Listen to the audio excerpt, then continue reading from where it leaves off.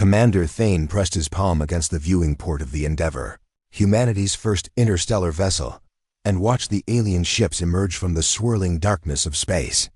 They were massive, each one easily 10 times the size of his diplomatic cruiser, and their hull design spoke of a civilization that had mastered both war and intimidation. "Sir," came the voice of Lieutenant Ross from the communications station, "we're receiving a transmission. It's aggressive." The main screen flickered to life, revealing a creature that defied every peaceful first contact scenario humanity had ever imagined. The being stood nearly 3 meters tall, its muscular frame covered in natural armor plating that gleamed like polished obsidian. Its 4 arms ended in claws that looked capable of rending steel, and its eyes burned with the cold fire of a predator that had never known defeat.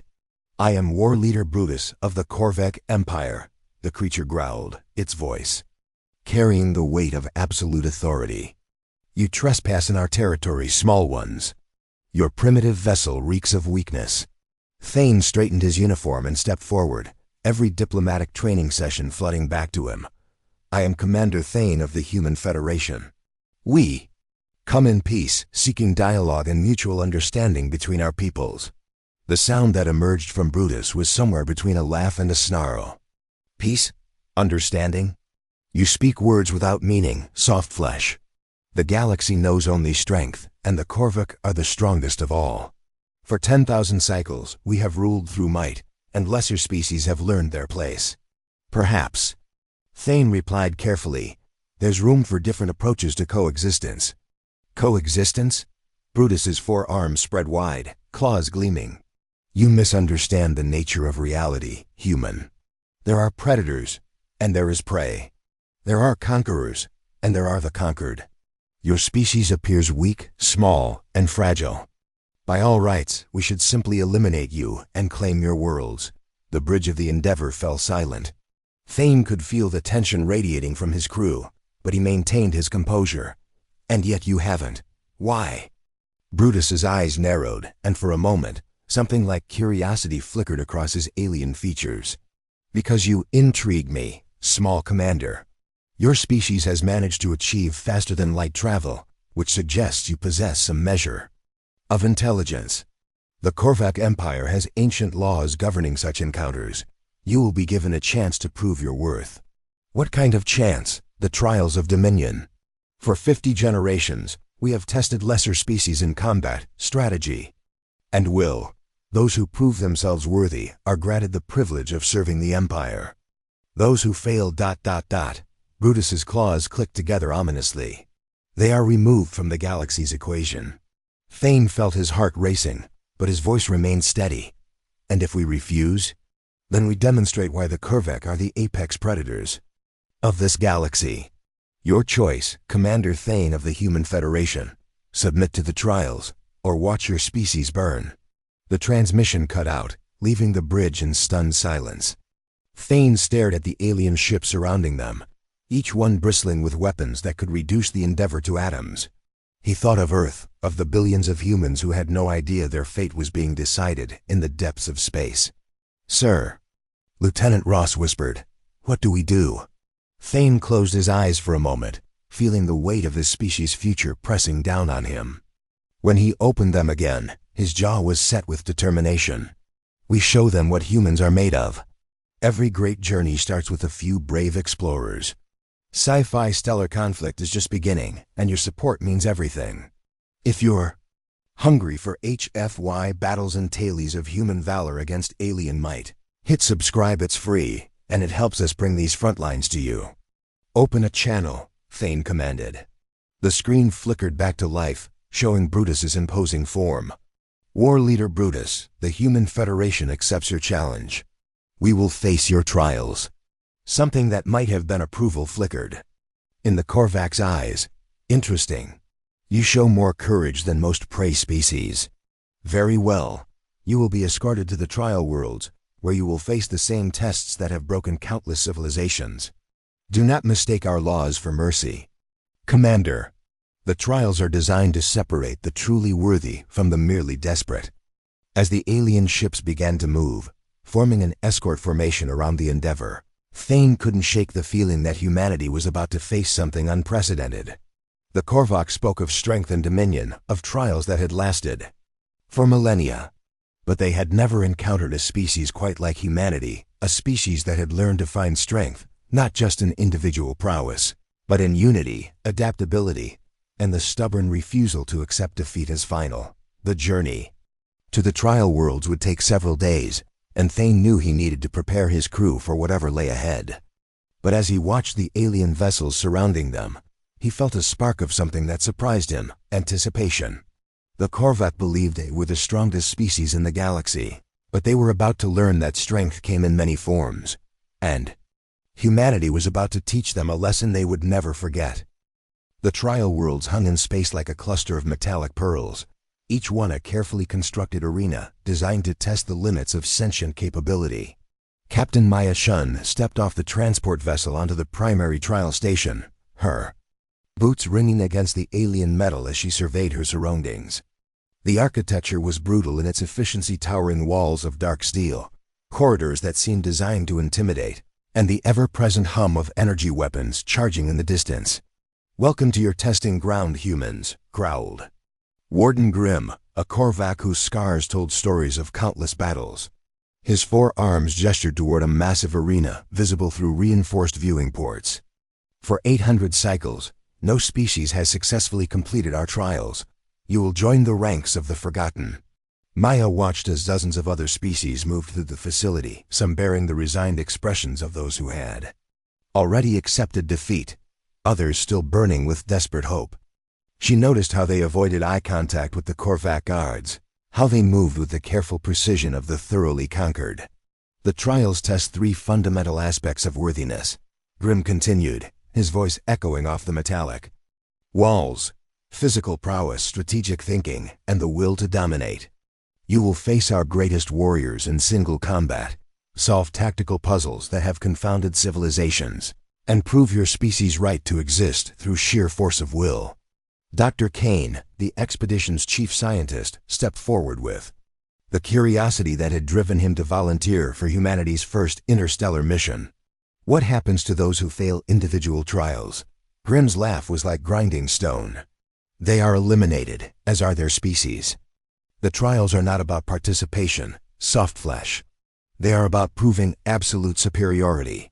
Maya exchanged glances with her team, 12 humans carefully selected for their diverse skills and unwavering determination. Each had volunteered, knowing they might never see Earth again, and each carried the weight of representing their entire species. "When do we begin?" Maya asked. "Now." The first trial thrust them into individual combat against Korvax warriors who had spent their entire lives perfecting the art of killing. Maya found herself facing an opponent whose natural armor could deflect most weapons, whose 4 arms moved with lethal precision, and whose strength could crush human bones like twigs. But as the human fighters entered their first battles, something unexpected began to happen. Where other species had tried to match the Korvax's raw power, humans began to adapt. They used their smaller size as an advantage, their agility to avoid devastating attacks, their capacity to learn and adjust their tactics mid-fight. Lieutenant Torres, a former boxer from Earth, discovered that the Korvax's 4 arms, while formidable, created blind spots in their defense. He began targeting these gaps with rapid combinations that frustrated his opponent's attempts to counterattack. When the Korvax adapted, Torres adapted faster, incorporating footwork that kept him constantly moving, making him nearly impossible to pin down. Engineer Blake, faced with a technological puzzle designed to test strategic thinking, approached the challenge differently than any previous test subject. Instead of trying to solve the puzzle as designed, she began to question its underlying assumptions. She noticed inefficiencies in the Korvax technology, redundancies that suggested their solutions prioritized brute force over elegant problem-solving. "Curious," muttered Warden Grimm as he watched the humans' progress on the monitoring screens. "They do not fight as others fight. They do not think as others think." The human approach was beginning to draw attention from other species in the facility. The Velari, a race of insectoid creatures who had been in the trials for months, watched with growing interest as the humans consistently found unconventional solutions to seemingly impossible challenges. The Nethans, whose crystalline biology had made them natural puzzle solvers, began to observe the humans' collaborative approach with something approaching admiration. Maya noticed this attention and realized that the humans were inadvertently doing something that violated the entire premise of the trials. While every other species competed as individuals, desperately trying to prove their worth through personal achievement, the humans naturally worked together. They shared discoveries, supported each other's efforts, and treated each trial as a collective challenge rather than a personal test. "This is unprecedented," Dr. Kane observed during a brief rest period. "Their entire system is based on individual dominance, but we're showing them something they've never encountered: cooperative excellence." The Korvac guards began to take notice as well. They whispered among themselves in their harsh language, their expressions shifting from bored confidence to genuine puzzlement. The humans weren't just surviving the trials. They were thriving in ways that challenged the fundamental assumptions of Korvac society. Maya watched as Blake helped Torres understand a complex technological challenge, while Torres showed Blake defensive techniques that could be applied to mental as well as physical confrontations. The cross-pollination of skills and knowledge was creating synergies that the trial designers had never anticipated. "They're not just testing us," Maya realized. "They're about to learn something about themselves."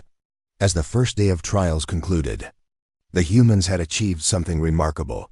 They had not only survived challenges that had destroyed other species, but they had begun to transform the very nature of the competition. The rigid, individual-focused trials were being influenced by humanity's collaborative approach, and the effects were rippling through the entire facility. Warden Grimm stood before the monitoring screens, his 4 arms crossed in contemplation.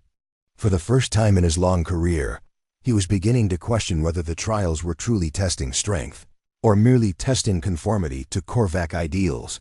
The humans had been in the facility for less than 1 day, and already they were changing everything. 3 weeks into the trials, the Korvac facility had become a study in controlled chaos. What had once been a predictable routine of testing and elimination had transformed into something unprecedented in the Empire's history. The humans had not only survived longer than any previous species, but they had begun to fundamentally alter the nature of competition itself. Dr. Kane crouched in the maintenance tunnels beneath the main arena, his scanner detecting energy patterns that shouldn't exist in Korvac technology. Over the past week, his scientific background had led him to make a discovery that could change everything. The Korvac's seemingly invincible technology had a critical flaw, one that their rigid, hierarchical thinking had prevented them from recognizing. "Maya," he whispered into his communicator, "I need you to see this."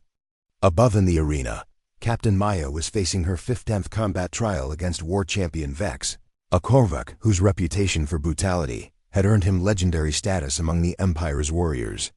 But where previous challengers had been quickly overwhelmed by Vex's superior strength and natural armor, Maya had turned the fight into a contest of endurance and adaptation. She had learned to read the subtle tells in Vex's movements, to anticipate his attacks and turn his own momentum against him. More importantly, she had begun to demonstrate something that was drawing crowds of spectators from across the facility: the ability to improve during combat, to become stronger and more skilled with each exchange. "Impossible," growled Warden Grimm as he watched Maya dodge a crushing blow that would have shattered stone. "She learns faster than any creature I have ever observed." The audience included representatives from dozens of species, all watching with growing amazement as the human fighter not only survived, but began to gain ground against one of the Empire's most feared warriors. The Valari clicked their mandibles in excitement. The Nathan's crystalline structures pulsed with rapid light patterns, and even the normally stoic Korvac guards found themselves leaning forward in anticipation. Maya's approach was revealing something fundamental about human nature that no other species had demonstrated. Where others saw individual trials to be endured, she saw learning opportunities. Every defeat became data. Every challenge became a chance to grow stronger. She wasn't just fighting to survive, she was fighting to understand. "This is what we've been missing," she called out to her team during a brief respite. "They're not testing our strength, they're testing our capacity to evolve under pressure." Dr. Kane's discovery in the maintenance tunnels was proving equally revolutionary. The Korvax technology was incredibly advanced, but it was also incredibly rigid. Their systems were designed around the assumption that their operators were physically powerful, mentally inflexible, and culturally homogeneous. They had never encountered a species that could think outside the parameters of their design. "Look at this," Kane explained to Engineer Blake as they examined a control panel that regulated the arena's environmental systems. Their entire technological infrastructure is based on brute force solutions. They solve problems by applying more power, not by finding more efficient approaches. Blake's eyes widened as she recognized the implications. Which means their systems are vulnerable to elegant solutions they never anticipated. Exactly. And more than that, their society is structured the same way. They've created a civilization based on the assumption that might makes right, but they've never encountered a species that could demonstrate a different kind of strength. Meanwhile, the human fighters were beginning to influence the other species in ways that were causing unprecedented disruption to the facility's social order. The Velari had begun to adopt human collaborative techniques, working together on challenges that had previously been attempted individually. The Nethans were experimenting with human-inspired, adaptive strategies that were yielding remarkable results. Lieutenant Torres, now recognized as one of the most skilled fighters in the facility, had begun teaching defensive techniques to other species. His training sessions were drawing crowds and creating a sense of community that violated every principle of the trial's design. "What are you doing?" demanded Guard Captain Scar when he discovered Torres working with a group of Velari fighters. "The trials are individual competitions. Cooperation is forbidden." Torres looked up from demonstrating a defensive technique that could be adapted to the Velari's unique physiology. "Says who?" The question hung in the air like a challenge. Scar's forearms tensed, his claws extending as he prepared to enforce the rules through violence. But before he could act, something unprecedented happened. The other species in the training area stepped forward, positioning themselves between Torres and the Korvax guard. "The human speaks wisdom," clicked the lead Velari. "Perhaps it is time to question rules that serve only the strong." For the first time in the trial's history, a Korvax guard found himself facing unified opposition from multiple species. The balance of power that had maintained order for centuries was beginning to shift. And at the center of that shift was humanity's simple but revolutionary idea. Strength could be shared, and cooperation could be a form of power. Dr. Kane's technological discoveries were about to provide the tools for that philosophical revolution. As he worked with Blake to understand the full scope of the Korvax technological vulnerabilities, he realized that they had stumbled upon something that could change not just the trials, but the entire structure of the Empire. "Maya," he called over the communicator, "I think we found a way to level the playing field. But it's going to require everyone working together." "Then let's show them what humans do best," Maya replied, her voice carrying a confidence that was beginning to spread throughout the facility like a contagion of hope. The trials were about to become something the Korvax had never imagined, a test of their own assumptions about power, strength, and the nature of civilization itself. And humanity was about to teach the galaxy's most feared species that there were forms of strength they had never encountered and could never defeat through force alone. The transformation of the trial facility had reached a critical mass. What had begun as humanity's struggle for survival had evolved into something far more dangerous to the Korvax Empire, a revolution of ideas that was spreading through the galaxy's enslaved species like wildfire. Maya stood in the central arena, but she was no longer fighting alone. Around her, representatives from a dozen species had formed an unprecedented alliance. The Velari's insectoid agility complemented the Nethan's crystalline precision, while the massive Gorath provided strength that even the Korvax respected. At the center of it all, human ingenuity had become the catalyst that allowed these diverse abilities to work in perfect harmony. "This is intolerable," snarled war leader Brutus as he watched the display from the command center. "The trials are designed to identify individual superiority, not this chaos." Dr. Kane's technological insights had proved devastating to the Korvax assumptions about their own invincibility. Working with Blake and a team of interspecies engineers, they had identified critical vulnerabilities in the Empire's infrastructure that had been invisible to the Korvac's rigid thinking patterns. Their entire power grid is based on centralized control, Kane explained to the assembled alliance. They never considered that someone might approach their systems from the bottom up, using distributed networks that adapt and evolve. The human approach to problem-solving was revealing flaws that 10,000 years of Korvac civilization had never addressed. Where they saw overwhelming force as the solution to every challenge, humans saw elegant efficiency. Where they demanded absolute obedience, humans fostered collaborative innovation. Lieutenant Torres had become something unprecedented in the trials. History, a teacher whose students were rapidly surpassing their instructors. His combat techniques had spread through the facility, but more importantly, his philosophy of continuous improvement had begun to transform how other species approached challenges. You cannot simply overpower every obstacle, he explained to a mixed group of fighters. Sometimes you must flow around it, sometimes you must find its weakness, and sometimes you must work with others to overcome what you cannot face alone. The Korvac guards found themselves confronting something they had never encountered. Organized resistance that didn't rely on matching their physical strength. The allied species had learned to coordinate their efforts, to use their diverse abilities, in combinations that created tactical advantages the Korvac had never anticipated. Warden Grimm faced a crisis that challenged his entire worldview. The trials had been designed to reinforce Korvac superiority, to demonstrate that their way was the only way. But the humans had introduced variables that were breaking the system from within. They are contaminating the other species, he reported to war leader Brutus. The Velari no longer compete as individuals. The Nethans have begun questioning our technological superiority. Even the Gorath are showing signs of what the humans call cooperative thinking. Brutus's forearms clenched into fists. Then we accelerate the final trials. We end this before their infection spreads further. But acceleration proved to be exactly the wrong strategy. The pressure only served to highlight the fundamental difference between human resilience and Korvac brutality.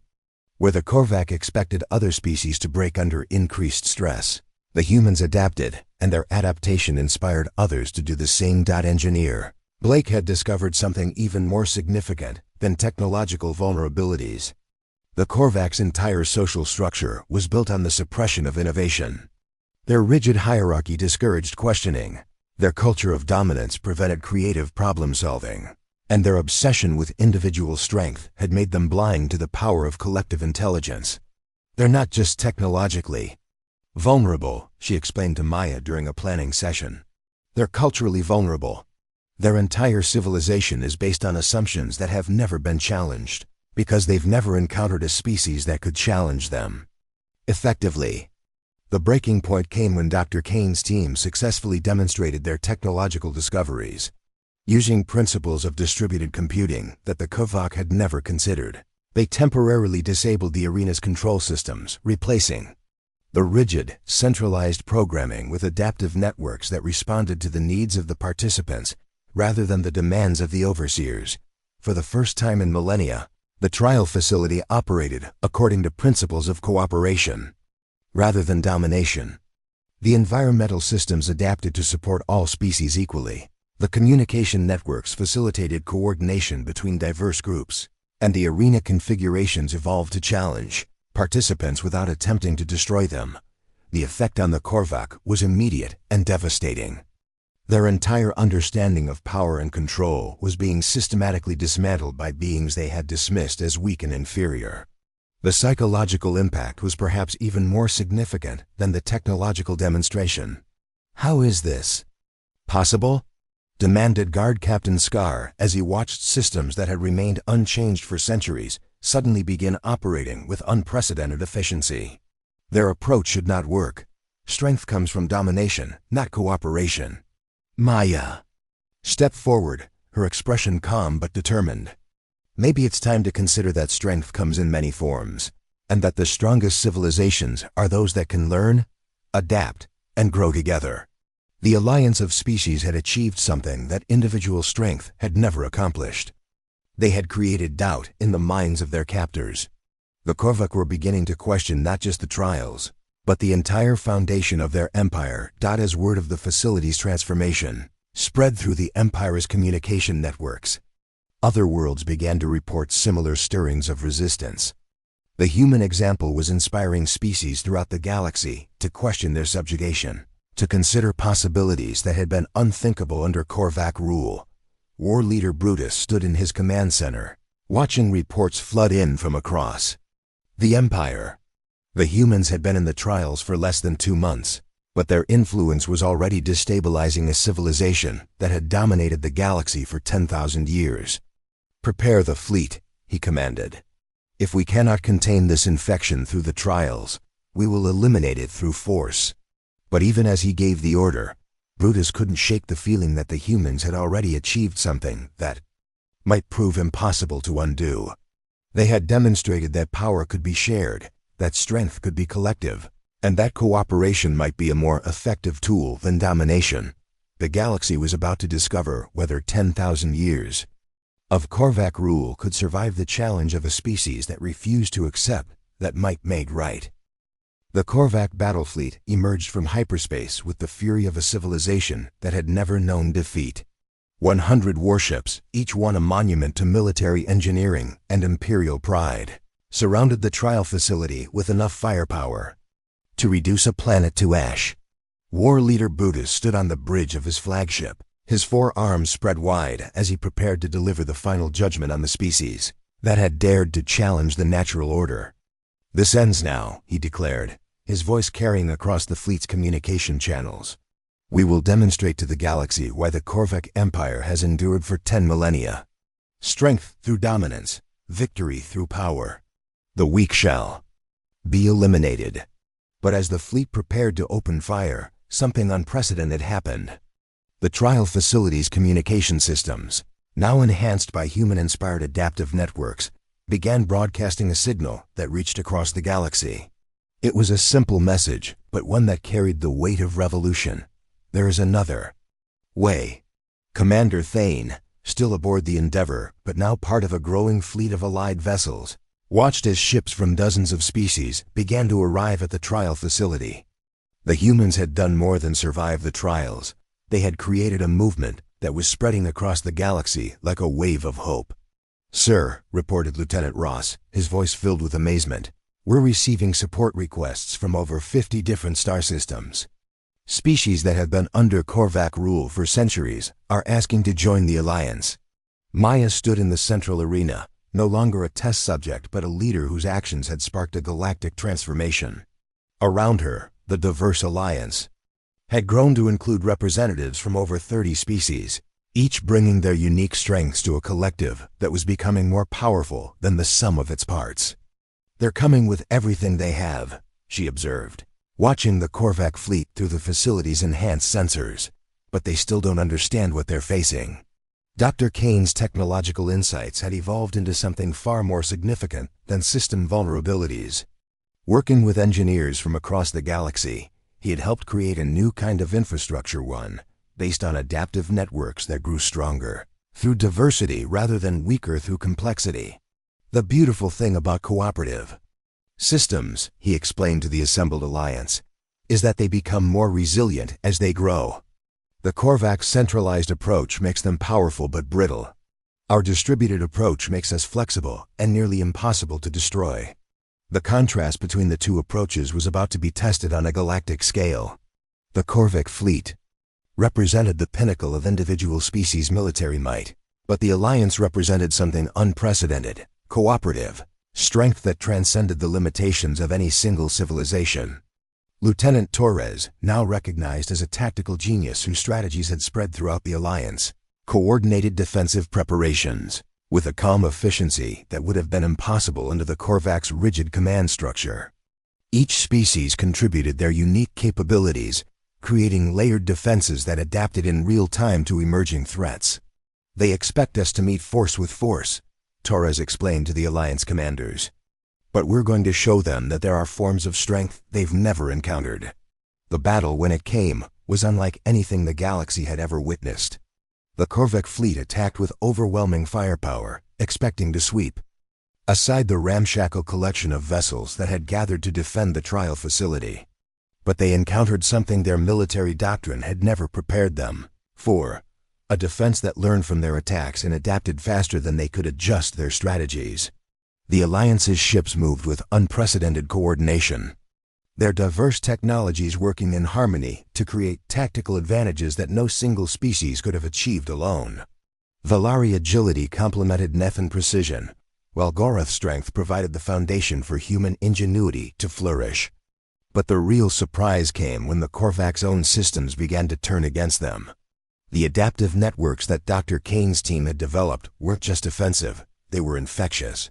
The cooperative principles that guided their technology began to spread through the Korvac's own infrastructure, replacing rigid hierarchies with flexible networks that prioritized efficiency over control. War leader Brutus watched in horror as his own fleet began to experience system failures that had nothing to do with enemy fire. His ship's computers were being transformed from tools of domination into instruments of cooperation, and the change was spreading faster than his technicians could contain it. "This is impossible," he snarled, his worldview crumbling as his instruments showed him something that violated every principle of Korvac civilization. "Power comes from strength, not from this chaos." Maya's voice reached him through the facility's communication systems, calm and measured despite the battle raging around them. "Power comes from many sources, war leader. The question is whether you're strong enough to learn from your mistakes." The moment of truth came when Brutus found himself facing a choice that would define the future of the galaxy. He could continue the battle, potentially destroying both the Alliance and his own fleet in the process. Or he could do something that no Korvac leader had ever done, admit that there might be a better way. The silence that followed his decision to stand down was deafening. Across the galaxy, species that had lived under Korvac rule for millennia held their breath, waiting to see if 10,000 years of oppression were finally coming to an end.